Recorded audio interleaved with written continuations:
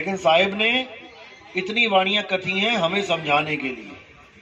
हमने आज उन्हीं वाणियों का निवेड़ा करना है कि कबीर साहब आखिर कहना क्या चाहते थे, इस दुनिया में आए क्यों। क्या उनके आने से पहले कोई भगवान का नाम नहीं जानता था?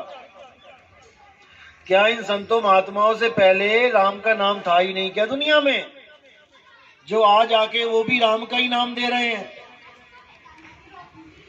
कौन नहीं जानता था श्री कृष्ण का नाम? कौन नहीं जानता अल्लाह का नाम? सारे जानते थे। फिर भी संतों को आना पड़ा। क्यों आना पड़ा? राम राम जपवाने आना पड़ा? नहीं, वो यहां राम राम जपवाने नहीं आए थे, वो यहां राम के बारे में बताने आए थे कि वो राम कौन है जिसको पाके तुम्हारा जन्म सफल होगा। राम राम तो सारे ही जपते रहे आज तक। तो इसीलिए साहिब ने निवेड़ा किया है कि 52 अक्षरों के द्वारा पैदा होने वाला जो नाम है रा और मां, ये इंसानों की देन है। ये इंसानों ने बनाया है ये अक्षर। सबसे पहले जब आदि मानव के रूप में इंसान आया इस दुनिया में, तो उसके पास ना तो कपड़े थे, ना कोई रसोई, ना मकान, ना दुकान, ना कोई नौकरी, कुछ भी नहीं। उसके पास भाषा भी नहीं थी, उसके पास कोई अक्षर भी नहीं थे, उसके पास कोई किताबें ग्रंथ पोथियां नहीं थी। वो जानवरों की तरह बातें करता था, जैसे दो कुत्ते आपस में बात करते हैं, दो चिड़िया आपस में बात करती है। ऐसे इशारों की भाषा में, आवाजों की भाषाओं में तरह तरह की आवाजें निकाल के वो एक दूसरे को संकेत देते थे। लेकिन धीरे धीरे बुद्धि विकसित हुई, उन्होंने उन्हीं आवाजों को एक लिख के लिपिबद्ध कर दिया कि मैं आ बोलूंगा तो ये आ ऐसे लिखा जाएगा, मैं पा बोलूंगा तो पा ऐसे लिखेंगे, का बोलूंगा तो का ऐसे लिखेंगे। फिर उन्हीं अक्षरों को, उन्हीं ध्वनियों को जोड़ जोड़ के शब्द बना दिए गए। जैसे का और ला, कल में मां जोड़ दिया, कलम हो गया। आवाज वही है, कलम। मां हटा दो तो कल, लेकिन उसका मतलब बदल जाता है। कल का मतलब बदल गया, कलम का मतलब बदल गया। अब कलम को ही ला पीछे कर दिया, मां आगे कर दिया, कमाला। आवाज वही निकली लेकिन मतलब ही बदल गया। राम, मारा, दोनों का मतलब ही बदल गया, जबकि आवाज तो एक ही है। तो ये बुद्धि विवेक उस आदमी के, उन इंसानों के जब आया, तब उन्होंने भाषाओं का विस्तार कर दिया और सारे संसार में जो कुछ भी दिखता रहा उनको, उसको वो लिपिबद्ध करते रहे कि ये दिखेगा तो ये लिखेंगे, वो दिखा तो ये लिखेंगे। उसकी फोटो खींची, उसका नाम लिया। फोटो खींची मतलब बता दिया लोगों को, पत्थर उठा के दिखा दिया, बेटा इसको पत्थर कहते हैं। उस वक्त कैमरे तो थे नहीं, फोटो तो खींच नहीं सकते। लेकिन आज वही बच्चे जिनको आप भेजते हो स्कूल में, उनको वही आदि मानवों वाली पढ़ाई करवाई जाती है। आज भी उनको कबूतर बोल के कबूतर का चित्र दिखा दिया जाता है ताकि मतभेद ना रहे। मैं का से कबूतर बोलूं और वो का से कौवा बोले और उसको कबूतर समझे, इसलिए नहीं। कबूतर लिखा है तो कबूतर का ही चित्र बना है, कौवा लिखा है तो कौवे का ही चित्र बना है, ताकि हमें समझ में आ जाए कि किस वस्तु का नाम ये 52 अक्षरों के द्वारा हम उच्चारित कर रहे हैं, ताकि सब एक मत हो जाएं। लेकिन हमारा एक मत हमारी भाषा तक ही सीमित रह जाता है। हिंदी भाषा में जितने भी नाम आप बोल रहे हो, चाहे आप हिंदी भाषा को पढ़ पढ़ के पीएचडी कर लो, डॉक्टर बन जाओ, साइंटिस्ट बन जाओ, लेकिन चीन में जाके तुम बच्चों वाली एबीसीडी नहीं पढ़ पाओगे, बड़े ज्ञानी बने हो तो। चीनी भाषा की एबीसीडी नहीं पढ़ पाओगे तुम लोग, चाहे यहां पर तुम पीएचडी कहला रहे हो। क्योंकि भाषा का ज्ञान अलग तो सारा खेल ही खत्म। चीन में जाके आप पानी भी नहीं मांग पाओगे किसी से, क्या बोलते हैं वहां पे। लेकिन इशारा सारी दुनिया में चलेगा, जहां मर्जी चले जाना, कहीं भी चले जाना, इशारा हर जगह काम करता है। तो इन्हीं 52 अक्षरों के द्वारा सारे संसार में जितनी भी रचनाएं दिखाई दी, उसका एक नाम रख दिया। आसमान का नाम आसमान रख दिया, हवा का नाम हवा रख दिया, अग्नि का नाम अग्नि रख दिया। ये सब तो ठीक था, क्योंकि दुनियादारी करनी है। इसलिए गलती यहां कर दी कि हमने परमात्मा के भी नाम रख दिए। जब परमात्मा के नाम रख दिए बिना देखे, अब दिक्कत आ गई। क्योंकि हर चीज जो दिख रही है उसका नाम लिख के आप साबित कर सकते हो कि मैंने इसका नाम रखा है, लेकिन परमात्मा दिखाई ना दिया किसी को, लेकिन नाम रख दिया उसका। इसी प्रकार मुसलमानों ने अल्लाह दिखाई नहीं दिया, उसका नाम रख दिया अल्लाह, रब। ऐसे ही ईसाइयों ने जो चीज नहीं दिखाई दी उसका नाम रख दिया। ऐसे ही सिखों ने वाहिगुरु नाम रख दिया। अब वो चीज नहीं पता है, इसलिए सारे झगड़ा कर रहे हैं। नहीं मेरा राम बड़ा, नहीं मेरा अल्लाह बड़ा, नहीं मेरा वाहिगुरु बड़ा, नहीं मेरा गॉड बड़ा। अगर वो चीज पता लग जाए क्या है, तो सारे झगड़े शांत हो जाए। जैसे कोई बोले पानी बड़ा, कोई कहे जल बड़ा, कोई कहे नीर बड़ा, कोई कहे तोए बड़ा, तो झगड़ा शांत कैसे होगा? उनको कहो भैया अपना अपना सामान आगे लाके रख दो सामने। अब क्या लेके आएंगे वो? एक ही चीज लेके आके सब रख देंगे। वहीं पे समझ में आ जाएगा, अरे यार नाम अलग अलग है, चीज तो एक ही है। लेकिन अब यहां कौन अल्लाह को लेके आए, कौन वाहिगुरु को लेके आए, कौन गॉड को लेके आए? ना वो ला सकते हैं, ना वो खुद आएंगे यहां पे। अगर वो खुद भी आ जाते तब भी झगड़ा खत्म हो जाता। ना आज तक अल्लाह जमीन पे आके बता के गया कि मैं अल्लाह हूं, ना कोई वाहिगुरु आ रहे हैं, ना कोई गॉड आ रहा है। ये इंसान ने बना दिए हैं सारे खेल, क्योंकि पढ़ना लिखना आ गया। अगर पढ़ना लिखना बोलना नहीं आता तो कौन से नाम की जंग होती यहां पे? तब कौन सा राम होता, कौन सा अल्लाह, कौन सा? अरे 52 अक्षर बनने के बाद ये सारे नाम बने हैं।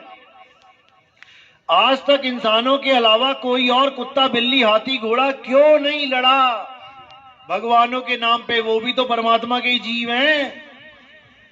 केवल इंसान को ही क्यों झगड़ा सूझ रहा है, लड़ रहा है इंसान?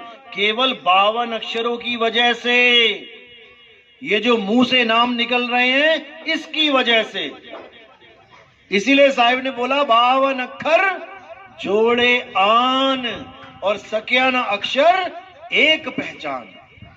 उस एक अक्षर अविनाशी को कोई नहीं पहचान पा रहा जो सब घटों को चला रहा है। हिंदुस्तान में अगर रामराज होता या रामराज हो जाए तो मुसलमान तो खत्म हो जाने चाहिए। अगर इस दुनिया को अल्लाह ने बनाया है तो हिंदू क्यों जीवित है, ईसाई क्यों जीवित है? फिर तो इन सबका सफाया हो जाना चाहिए। और आदमी ना करे, अल्लाह ही करे ना, फिर तो घर तो उसका है। हम लोग क्यों जी रहे हैं? हम लोग को सांस क्यों दे रहा है वो? केवल अपने मानने वालों को दे। लेकिन असल में बात यह है कि कोई अल्लाह कोई वाहिगुरु ये चाहता ही नहीं है कि उसके नाम पे कोई झगड़ा होए। वरना अल्लाह और राम खुद ही झगड़ा करके निबेड़ा कर लें, कौन ताकतवर कौन बड़ा है, हमें करने की क्या जरूरत है? लेकिन ना तो आज तक वो लड़े और ना ही हमारे कहने पे लड़ने वाले हैं। ये हम ही लड़ना जानते हैं, क्योंकि हमें मूर्ख बना दिया गया इन लोगों के द्वारा, जो हमारे धर्मों पे हमारी आस्थाओं से राजनीति करते हैं। लेकिन अगर हमें नहीं समझ में आया आज, तो आने वाले समय में यहां पर अल्लाह राम का नाम लेने वाला भी कोई नहीं होगा। एक ही परमाणु दागेंगे सब साहब। अगर हिंदू ने दाग दिया तो हिंदू भी मरेंगे, मुसलमान ने दाग दिया मुसलमान भी मरेंगे। कोई बम ये देख के नहीं फूटेगा कि भैया हिंदू मर रहा है कि मुसलमान मर रहा है, सारे ही धराशायी हो जाएंगे। क्या फायदा फिर ऐसे अल्लाह राम का? इसीलिए कबीर साहब कह रहे हैं कि जिसको तुम पाना चाहते हो पहले उसको जानो, वो है क्या। अल्लाह वाले अल्लाह को जाने, राम वाले राम को जाने, झगड़ा खत्म हो जाएगा जानने के बाद, क्योंकि वो एक ही है। भाई रे दो जगदीश कहां से आया और कहो कौन बौर आया। अल्लाह वाले भी कह रहे हैं अल्लाह एक है, परमात्मा एक, खुदा एक। राम वाले भी कह रहे हैं भगवान एक है। तो झगड़ा किस बात का है? बड़ा छोटा करने का झगड़ा है। मेरा पानी बड़ा, तेरा जल छोटा, मेरा नीर बड़ा, तेरा तोय छोटा। इससे कुछ मिलने वाला नहीं है। तो आज यहां पर आपको निवेड़ा करेंगे कि अल्लाह वाहिगुरु होता क्या है और हमने बना क्या दिया है। 3 प्रकार का ज्ञान है। अच्छी तरह समझ लोगे समझ में आ जाएगा, नहीं तो बताने वाला बता के चला जाएगा, आपके पल्ले कुछ नहीं पड़ेगा। 3 ही चीजें हैं इस दुनिया में, चौथी कोई चीज नहीं है। पहला है साकार, दूसरा है निराकार। अब साकार और निराकार पे सत्संग कर लेते हैं, तीसरे के बाद में बात करेंगे। साकार क्या है? ये सारी दुनिया में जितने भी रूप दिखाई दे रहे हैं ये सब साकार है। लेकिन ये आए कहां से? आए कहां से? निराकार से। किसी को शक है? कोई भी ग्रंथ पढ़ लो आप, शिव के भगत हो, शिव महापुराण पढ़ लो, उसमें साफ लिखा है, सृष्टि रचना पढ़ो, कि शिव जी ही निराकार रूप से साकार रूप धारण करते हैं। यानी पहले निराकार थे फिर साकार हो गए। आप विष्णु महापुराण उठा के देख लो, उसमें लिखा है विष्णु जी के 2 स्वरूप हैं, एक निराकार एक साकार। निराकार से ही साकार जगत का सृजन होता है। अब देवी भागवत उठा लो, वहां पर भी लिखा है कि सृष्टि बनने से पहले मां दुर्गा ना स्त्री हैं, ना पुरुष हैं, ना नपुंसक हैं, वही निराकार हैं और निराकार से ही साकार की उत्पत्ति होती है। बिल्कुल स्पष्ट हो गया, साकार ही निराकार है, इन दोनों में कोई भेद नहीं है। अगर कोई ये सोचता है कि साकार और निराकार अलग अलग वस्तु हैं तो उसको अभी ज्ञान ही नहीं है। बर्फ और पानी, इनमें कोई भेद नहीं है। पानी के रूप में निराकार है, सब जगह विराजमान है। जैसे आपने एक पतीले में पानी डाला तो ऐसा कोई कोना नहीं बचेगा जहां पानी नहीं लग रहा है।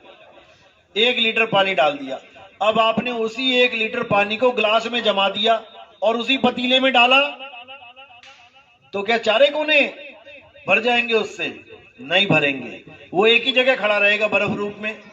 वो हो गया साकार और पानी के रूप में वो हो गया निराकार। लेकिन है एक ही चीज। तो क्या कबीर साहब इसकी महिमा गा रहे हैं साकार और निराकार की? कबीर साहब तो लानत दे रहे हैं उन लोगों पे। कहते मैं देखूं तुझको और तू देखे कहीं और, लानत ऐसे चित्त पर एक चित्त 2 ठौर।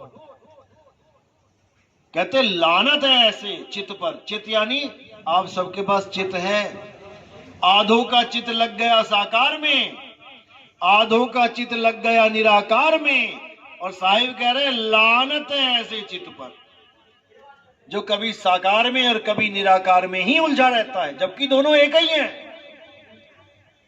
आपने कई सत्संगों में देखा होगा, महात्माओं के भगत लोग जाते हैं और एक दूसरे के पैर छूते हैं। आपने छुए? किस किसने छुए हैं? हाथ खड़े करो। किसी ने नहीं छुए, आप लोग ने छुए हैं। अब देखो, अब किसके पैर छू रहे हैं जाके? अब वो चाहे अंडा खा के आया, चाहे मीट खा के आया, चाहे गोली मार के आया, किसी को सत्संग में खड़ा हुआ और आपने जाके पैर छू लिए। आपने पूछा पैर छूने से पहले कि भैया क्या कर्म करके आया तू? उठ के सबके पैर छू लिए, भगवान बना दिया सबको, और क्या बोल दिया? तू ही निरंकार। अब देखो, साकार को ही बोल दिया तू ही निरंकार। समझो इस बात को, साकार के पैर छू के उसको कह दिया तू ही निरंकार, तो तब भी नहीं समझ पाए कि साकार निराकार एक को ही है, एक को ही है। कान ऐसे पकड़ाए थे तो किसी ने कह दिया अरे बेवकूफ तूने कान पकड़ लिए, तो क्या करूं? ऐसे पकड़। अरे वही है। साहिब कहते हैं कोई निर्गुण में रीझ रहा, कोई सरगुण ठहराए, अटपट चाल कबीर की, मुंह से कहीं ना जाए। दादू जी की वाणी है। कोई साकार में उलझ गया, कोई निराकार में उलझ गया, और है एक ही चीज। अब इसी साकार और निराकार को देख कौन रहा है? जिस दिन तुमने ये विचार कर लिया तुम्हारे पर्दे खुल जाएंगे। साकार को कौन देख रहा है? मैं ही देख रहा हूं। और निराकार को कौन देख रहा है? मैं ही देख रहा हूं। जब दोनों को मैं देख रहा हूं तो मैं क्या हूं? जिस दिन ये समझ में आ गया, जिस दिन ये समझ में आ गया कि मैं कौन हूं, उस दिन साकार और निराकार की महिमा खत्म हो जाती है। जब तक ये नहीं पता लगा कि मैं कौन हूं, जब तक दूसरे को ही पूजोगे, तब तक दूसरे को ही पूजोगे। लेकिन जब समझ में आ जाएगा कि मैं कौन हूं, उसके बाद दूसरा खत्म हो जाएगा। तो मैं क्या हूं? आत्मा हूं। हे अर्जुन, तू, मैं और ये सारे राजा महाराजा, हम शरीर नहीं हैं, हम आत्मा हैं। अध्याय 2 पढ़ो। ऐसा कोई समय नहीं था जब तू, मैं और ये राजा महाराजा नहीं थे, और ऐसा कोई समय नहीं आएगा जब तू, मैं और ये राजा महाराजा नहीं होंगे। तो फिर कौन मरा? इतना बड़ा युद्ध हो गया, मरा कौन? जब कोई समय ही नहीं था जब हम तुम नहीं थे, और ऐसा कोई समय नहीं आएगा जब हम तुम नहीं रहेंगे, तो मरा कौन? कोई नहीं मरा, केवल शरीर खत्म हुए हैं। और शरीर तो हम हैं ही नहीं, शरीर तो कपड़े हैं इस आत्मा के। आज ये इंसानी कपड़े पहन लिए, कल को क्या पता शेर चीते के कपड़े पहनने पड़ जाएं। इसीलिए बोला गया, इंसानी चोला बार बार नहीं मिलता। इंसानी चोला, चोला क्या होता है? कहते ना बाबा जी का चोला देखो, कपड़े। इंसानी चोला है ये। कपड़े पहने तुमने, कहां मिले ये कपड़े? सड़क पे पड़े हो मिले, पहन लिए? ये मां के गर्भ में पहन के आए हो। तुमने आदमी के कपड़े पहन लिए और कुछ ने औरतों के कपड़े पहन लिए। जैसे पजामा लेने जाओ तो 2 तरह के पजामे मिलते हैं, एक लेडीज एक जेंट्स। कोट लेने जाओ तो लेडीज जेंट्स, चश्मा लेने जाओ लेडीज जेंट्स। ऐसे ही मां के गर्भ में जो हमें शरीर मिलता है वो भी लेडीज और जेंट्स होता है। लेकिन हम कपड़े नहीं हो जाते, हम तो उसको पहन रहे हैं। हम कपड़े पहन रहे हैं और अंत समय में हम ये कपड़े उतार देंगे और इन कपड़ों को छोड़ के चले जाएंगे। अब किसी की मां मरी तो जमीन पे क्या पड़ा है? मां पड़ी है कि कपड़े पड़े हैं? कपड़े पड़े हैं। मां को तो आप कहते हो माता मुझे छोड़ के चली गई। अब जो चली गई वो तुम कभी पहचान ही नहीं पाए कि चली कौन गई। जिसको माता माता कहते थे वो तो ये पड़ी है, यानी सारी उम्र कपड़ों को ही माता माता करते रहे, सारी उम्र कपड़ों को ही पिता पिता करते रहे। अपनी मां और अपने पिता को हम जान ही नहीं पाए कि उनका स्वरूप क्या है। इस चमड़े को, इस मिट्टी को ही माता और पिता मान के बैठ गए, जबकि ना तुम मिट्टी हो और ना तुम्हारे मां बाप मिट्टी हैं। ना तुम आदमी हो ना औरत हो, ये कपड़े हैं, आपने धारण किए हैं कुछ समय के लिए। आप एक आत्मा हो जिसका कभी नाश नहीं होता। तो जब तुम कपड़े नहीं हो, तुम आदमी औरत नहीं हो, तो भगवान राम क्या हैं? कपड़े हैं? नहीं है। भगवान राम ने भी मनुष्य का चोला धारण किया था। विष्णु जी ने अवतार देखो, विष्णु जी के पहला अवतार क्या है? मछली। अब कह दो विष्णु जी तो मछली हैं, कभी ना कहोगे विष्णु जी मछली हैं। फिर विष्णु जी ने अवतार लिया कछुए का, अब कह दो विष्णु जी कछुआ है, कभी ना कहोगे कछुआ है। फिर जंगली सुअर का अवतार लिया तीसरा, अब कोई कह दे विष्णु जी बराबर इज इक्वल टू जंगली सुअर, कभी ना बोलोगे। अब विष्णु जी ने अवतार लिया आदमी का, राम जी का, कृष्ण जी का।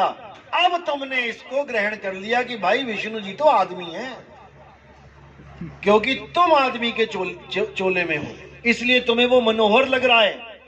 बाकी चोलों को तुमने रिजेक्ट मार दिया। आदमी के चोले को पकड़ लिया। कृष्ण जी बोलते ही बांसुरी हाथ में आ जाती है। अब विष्णु जी ने एक ही बार में 2 चोले धारण किए। आदमी का तो किया, औरत का भी कर लिया, लेकिन तुमने कभी ना माना विष्णु जी को औरत। कब किया था औरत का रूप धारण?